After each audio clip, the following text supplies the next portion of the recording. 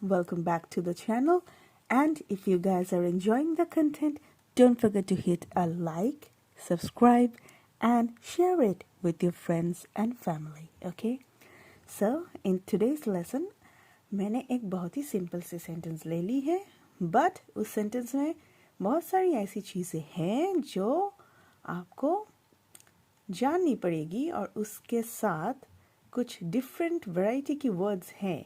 देखने में शायद it's probably looking very simple, but इसमें कुछ ऐसी वर्ड्स हैं जो कि कॉम्प्लिकेटेड है और इस कॉम्प्लिकेशंस को आपको मतलब अच्छे से समझनी पड़ेगी. ठीक है, चलिए देख लेते हैं. Let us go and start today's lesson. Okay, so the sentence is वो स्कल्पचर यानी मूर्ति है ना, वो स्कल्पचर को इतनी शिद्दत से बना रही थी कि मैं तो मंत्रमुग्ध रह गई. ठीक है, तो ये कोई एक्सक्लेम कर रहा है. मैंने ऑलरेडी प्रीवियस लेसन्स में आप लोगों को बोला है कि अपने मन का भाव को, मतलब कोई किसी को कुछ बोल रहा है या सुनने में लग रहा है कि नहीं कोई किसी को कुछ बोल रहा है ये लाइन, पर जब कभी हम लोग अपनी मन के भाव को एक्सप्रेस करते हैं, सोच लो कि अकेले अपने रूम में ही एक्सप्रेस कर रहे हो अपनी मन के भाव को, तो उसको उस टर्म को इंग्लिश में बोलते हैं एक्सक्लेम करना with a C. Okay, exclaim करना. तो ये पर्सन जो है शायद किसी को बोल रही है या फिर अपने मन ही मन में भी शायद ये बोल रही है कि वो तो स्कल्पचर को इतनी शिद्दत से बना रही है, मतलब वो अब भी कर रही है. प्रेजेंट कंटिन्यूअस टेंस कि मैं तो मंत्रमुग्ध रह गई. ओके,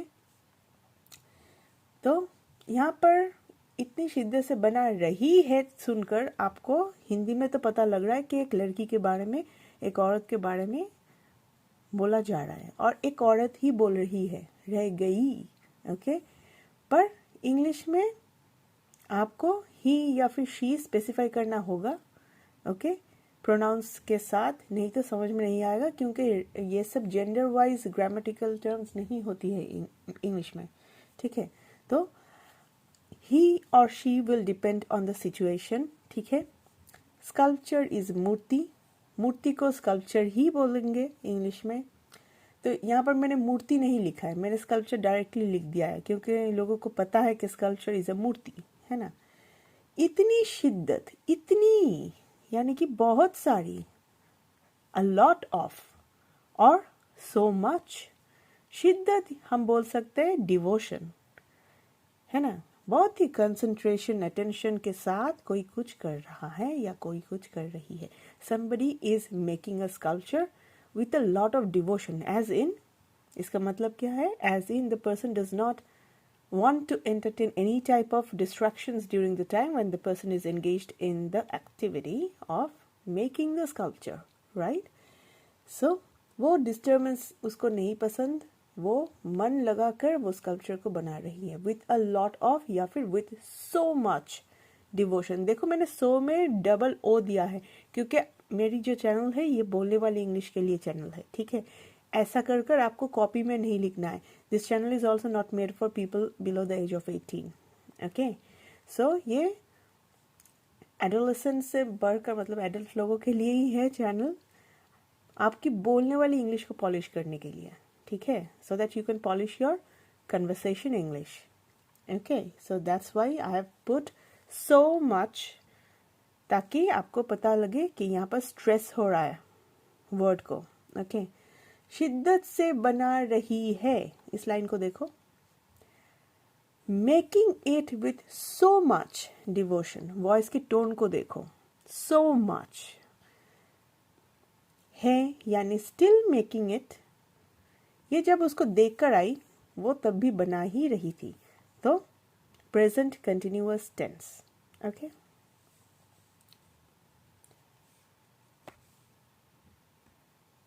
चलो यहाँ पर देख लेते हैं द नेक्स्ट पार्ट. यहाँ पर एक टर्म है, there is a term here which says मंत्रमुग्ध. Okay, mantra is what? Is spell. Okay, पर वो वाला स्पेल नहीं जो कि टीचर आपको वर्ड्स के बारे में बोलने को बोलती है, ठीक है। समझ लो कि teacher is asking his student Ravi, okay, Ravi can you spell cat. तो रवि बोल रहा है यस मैडम, मैडम जी नहीं बोलेंगे, ठीक है, मैडम, CAT कैट, म्याओ, उसने साउंड भी कर दिया। तो ये जो स्पेल है ना, ये स्पेल है, स्पेल यहाँ पर आ रहा है स्पेलिंग से, ठीक है ना, टू स्पेल अ स्पेलिंग और अ वर्ड, समझ में आई। पर मंत्र मुग्ध जब बोल रहे हैं, मंत्र भी स्पेल है, ठीक है, spell, it's a spell, it is a spell, मंत्र इज अ स्पेल, ओके। मंत्र मुग्ध यानी स्पेल बाउंड, ओके। तो यहाँ पर कुछ मीनिंग्स दे दी है मैंने, देखो, spell, to spell a spelling और a word, spell can also be magic, मंत्र मैजिक, ओके। स्पेल बाउंड, इसका मतलब how do I explain this term spell bound. हमको तो पता लग गया कि उसका हिंदी है मंत्र मुग्ध, पर how do I explain it. A magical or an exciting experience. The thing is, when this person saw the woman or the girl making a statue or a sculpture, okay, this person was feeling like this person is in a state of euphoria or, you know, like a magical fantasy land, because the sculpture was like so lively or attractive or really really, you know, beautiful sculpture. इतनी खूबसूरत एक मूर्ति को देखकर वो तो बस the person was mesmerized, okay, so it felt like a very magical and exciting experience, okay. कि मैं तो मंत्र मुग्ध रह गई। अब इस जगह पर फोकस कर, रह गई, मैं अगर मैं बोलूं कि मैं वहां रह गई, उसका मतलब क्या है। अगर कोई सेंटेंस में मैं बोलूं कि मैं अपने दोस्त के घर गई, मैं वहां रह गई उस दिन, मतलब we are talking about a physical place, right, है ना। इन जनरल अगर कोई सेंटेंस में इस टर्म को, फ्रेज को यूज करे, रह गई, it refers to stay at a place, to stay back at a place, कहीं पर रह जाना जो कि फिजिकल प्लेस है। बट इस सेंटेंस में है मैं मंत्र मुग्ध रह गई, okay, we are talking about a emotional, ठीक है, फिजिकल नहीं, इमोशनल स्टेट ऑफ माइंड और imagination, something like that, okay. मुझको कैसा लगा, फीलिंग, ओके।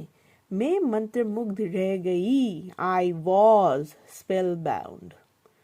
वॉज क्यों, जब मैंने देखा, वो हो चुका है, मैंने ऑलरेडी मूर्ति को देख लिया है, so I was spell bound, okay.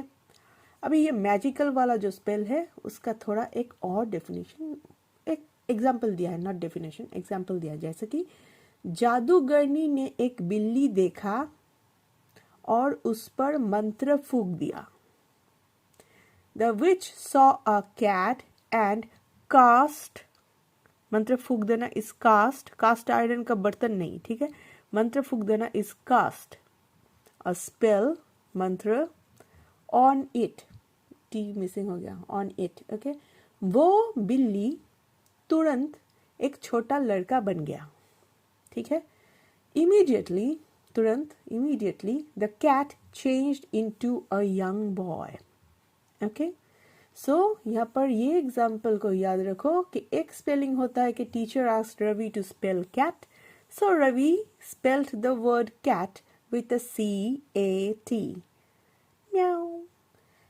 और इसको भी याद रखो कि जादूगरनी ने एक बिल्ली देखा और उस पर मंत्र फूंक दिया, ठीक है, और वो बिल्ली तुरंत एक छोटा लड़का बन गया। That means the witch saw a cat and cast a spell on it, and immediately the cat changed into a young boy. Small boy नहीं कहेंगे, young boy. Okay? Next.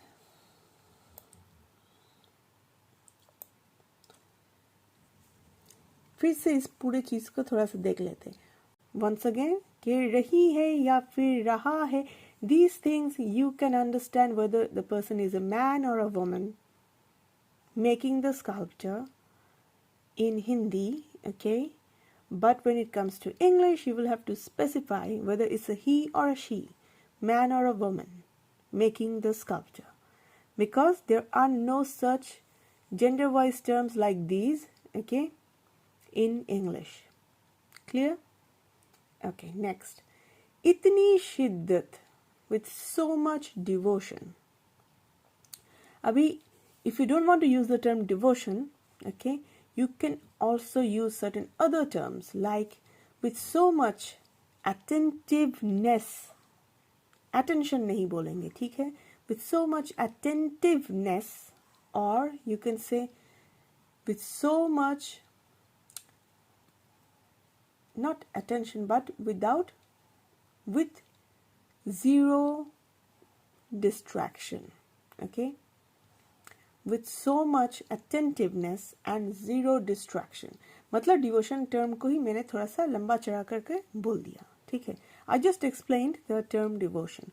So if you want to go a little lengthy in the sentence when you're saying it, you can use the entire description of the term devotion.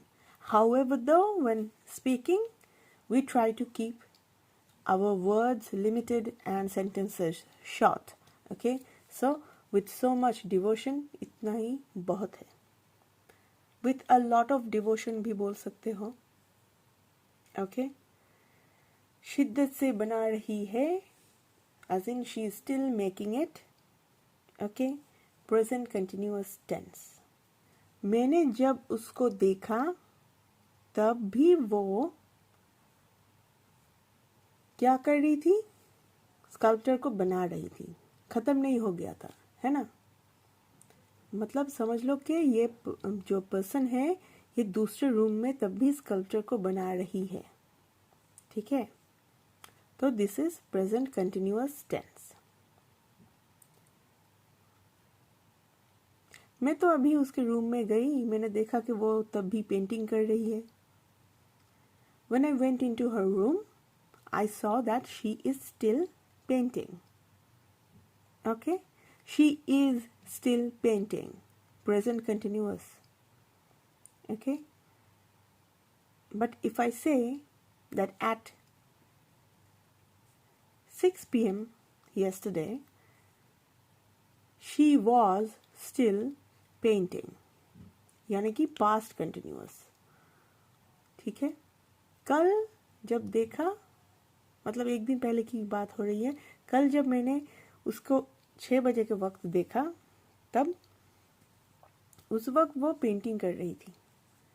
तो ये तो हो गया है, as in this is past. Okay, so कर रही थी as in past continuous tense.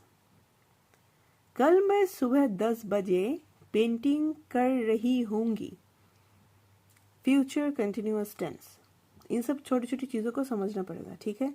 You need to learn certain types of tenses, though you are not really having to define it when you're speaking, but बोलते वक्त ऐसा define करना तो होगा नहीं, but कहाँ was, कहाँ is, ये सब कहाँ कहाँ बैठेगा. कभी कभी was and is को आप इंटरचेंज भी कर सकते हो, but that those are kind of like rare situations. Okay.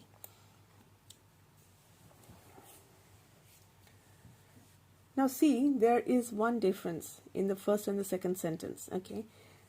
She was making the sculpture with so much devotion, okay? Was making, यहाँ पर बोल दिया, okay?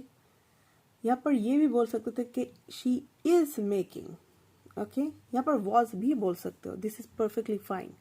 क्योंकि मैं तो देख कर आ गई, so मेरे लिए तो was होगा, ऐसा भी हो सकता है. So it is completely fine.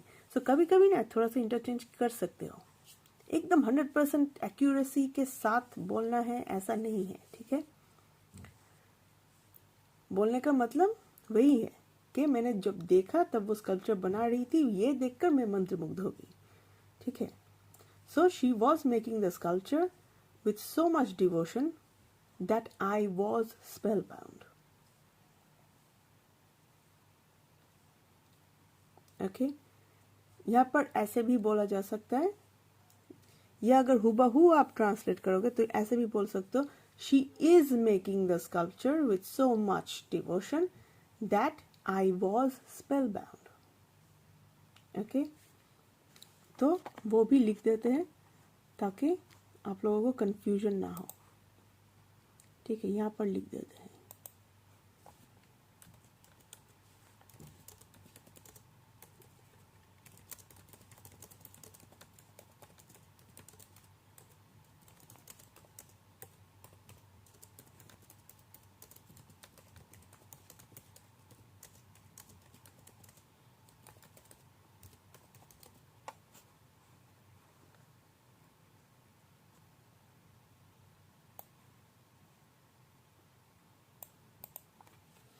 Okay, तो ये भी बोल सकते हो, इसमें भी कोई प्रॉब्लम नहीं है।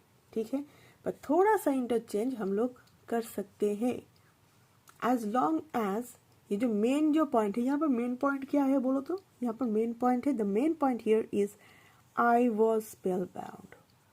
मुझको क्या फीलिंग हुई, यही मेन पॉइंट है, यही मुझको समझाना है किसी और को। ठीक है,